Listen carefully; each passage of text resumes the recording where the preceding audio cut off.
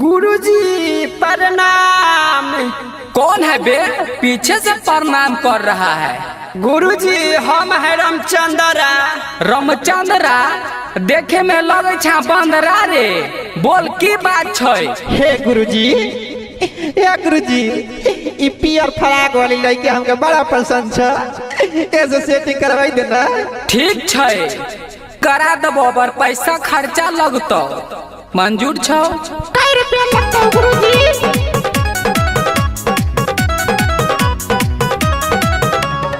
आप सुन रहे हैं मैथिली स्टार रवि बेदर्दी को।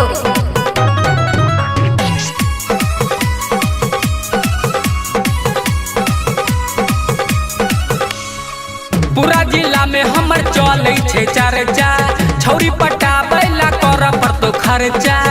गुरुजी सब लुटा देंगे। पूरा जिला में हमर चले छे चर्चा, छौरी पटाबै ला कर पड़तो खर्चा। अमनता मारा बात छूट जतो दुख रे। ठीक है गुरुजी, ठीक है, जितना पैसा लगी उतना लगा देंगे।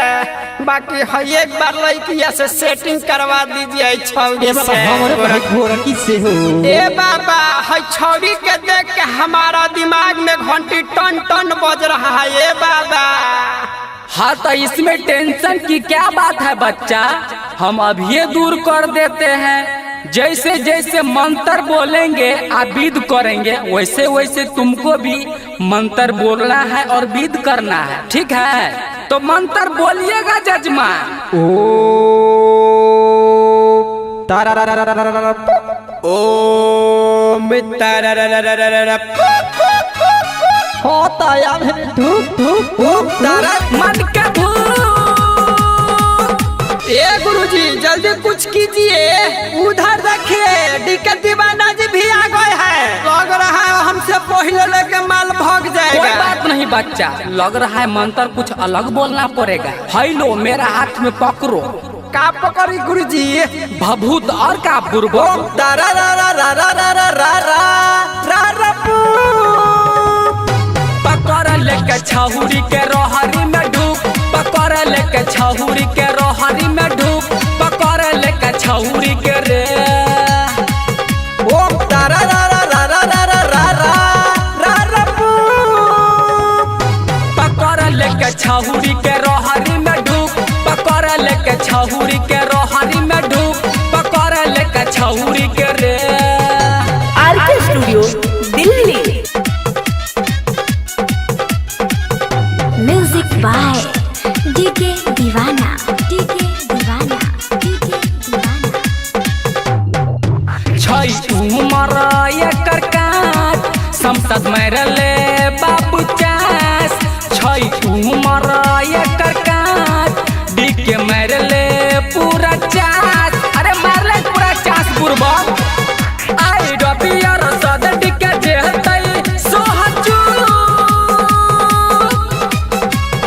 गुरुजी धीरे धीरे पट रही है। बहुत अच्छा बच्चा, समसद और सद को भी बुला लो, साथ ही मजाक करना। गुरुजी वो दोनों नहीं आएंगे, गए हैं रवि बेदर्दी के साथ में घूमने। गुरुजी हमको अकेला मजा लेने दीजिए। ठीक है बच्चा, आगे बढ़ो। ओम तारा रा रा रा रा रा रा रा रा रा पू। पकड़ लेके छहुरी के रोहरी में ढूक, पकड़ लेके छहुरी के रोहरी में ढूक, पकड़ लेके छहुरी के रे। ओम तारा रा रा रा रा रा रा रा रा पू। पकड़ लेके छहुरी के रोहरी में ढूक, पकड़ लेके छहुरी के रोहरी में ढूक, पकड़ लेके छहुरी के रे। गुरुजी धीरे धीरे रोहरी में ढूक रही है। जल्दी जल्दी बच्चा, उसकी भाभी भी उनको ढूंढ रही है।